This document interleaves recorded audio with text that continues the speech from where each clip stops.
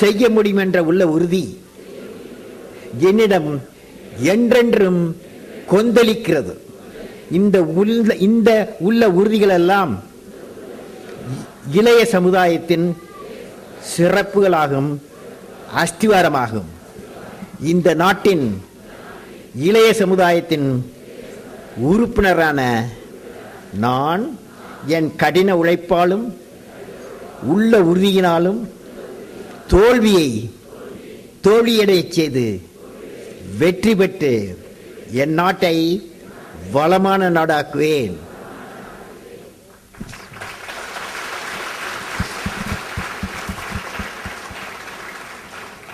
Dear friends, I am happy to say that the development is progressing well. At one information I want to give you, there is one laboratory, defense laboratory. It is called National Naval Science and Technology Laboratory, NSTL, at Vizag. This laboratory is developing what is called cochlear implant development. And the development is in the final stage, and the cochlear chip fabrication after a number of interaction is likely to be completed by the April this year.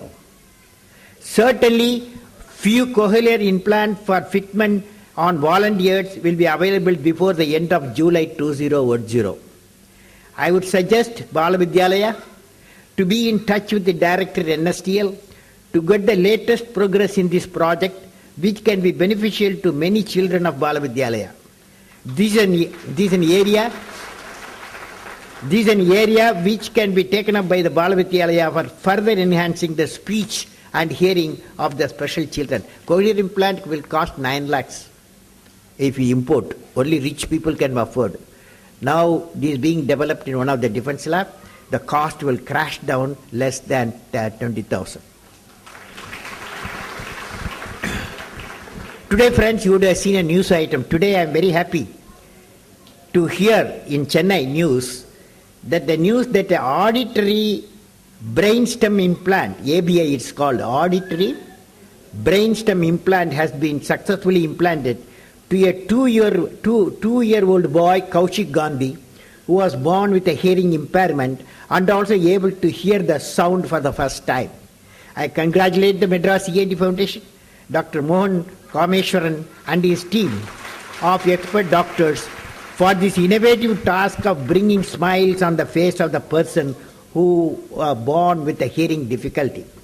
Hence, dear friends, the technology is coming in a big way to be of assistance to the person who born with the hearing impairment. I believe the cochlear plan and the stem plan definitely give a lot of relief. Now, friends, I would like to narrate an experience how the traditional intervention of Bala Vidyalaya has brought a change in the life of a person. Miss Pavitra Mukundan, the story about Pavitra Mukundan. Pavitra was born in October 1985 as a premature child, 1 month ahead of the delivery time, as the first child of Mrs. Chitra and Mr. Mukundan Nair. Immediately after the birth, Pavitra was found to have congenital cardiac problem. She underwent a heart surgery for PDA, that is patent ductus arteriosus, which she was 90 days old. The parents suspected hearing impairment in Pavitra when she was about 1 year old. After consulting the doctor, they met ENT surgeons who put them on the audiologist. After several visits, she was diagnosed to be suffering from a bilateral neurological severe to profound hearing loss and was fitted with hearing aids. Pavitra had symptoms of rubella child. It is likely that her mother must have had rubella during her early pregnancy. As per the suggestion of the audiologist, Pavitra joined the early intervention program of Bala Vidyalaya during March 1987, when she was 1 year and 5 months old. At Balavidyalaya, Pavitra wore pocket model hearing aids. It used to be very difficult to put on the harness and the 2 hearing aids on the child who hardly weighed about 9 kilograms. Mrs. Saraswati Narayana Swami was her first teacher. Pavitra was found to be extremely intelligent, hard-working and well-mannered. Pavitra's parents were very cooperative and hard-working. Initially, the child attended the school for 1 hour a day, and the mother also attended the school along with the child. It's a beautiful idea. The mother was counseled and guided to accept the deafness in the child as a challenge, not the end of her dreams about her daughter. Soon the school hours were increased. Mrs. Valli Annamalai and Mrs. Mahalakshmi Sundaram joined the teaching team.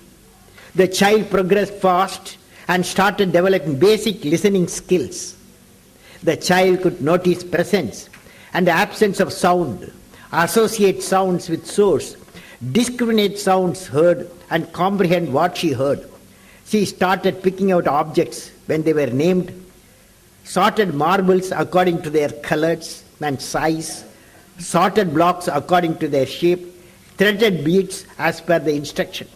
By the time the child was 2.5 years, she was able to comprehend simple commands and short sentences. She enjoyed looking at pictures, books. She was a happy child, took part in all the school activities.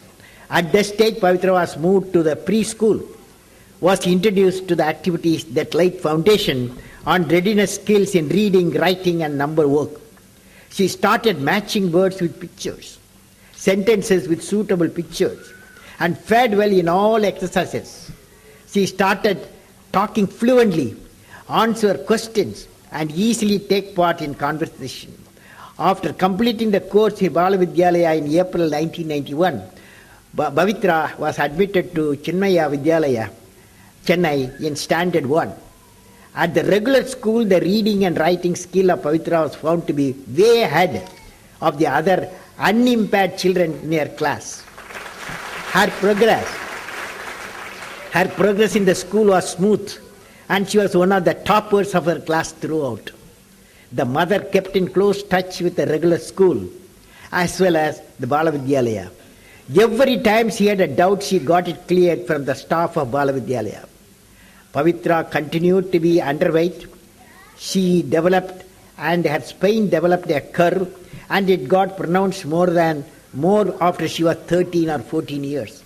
But Pavitra's spirit was always high. She continued to be cheerful and had many friends. Pavitra passed out 10th with a proficiency award and 12th board examination with good credentials. She joined BCom in Women's Christian College, Chennai. She enjoyed her college and joined MSc Information Science in the University of Madras. She passed out of the university and joined Kanimera Public Library, Egmore, as a digital librarian. Later, she shifted to another IT firm as a library consultant. Pavitra stands as a symbol of self-confidence in spite of her hearing loss and the diseases. She laughs and participates in all the activities around her. It's a great story, and it's a Balavidyalaya, a mother and the child cooperation.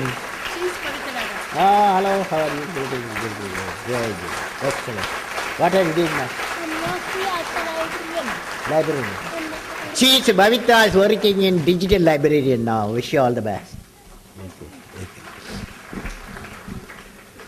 An area like speech and hearing requires multidisciplinary coordination to produce best results.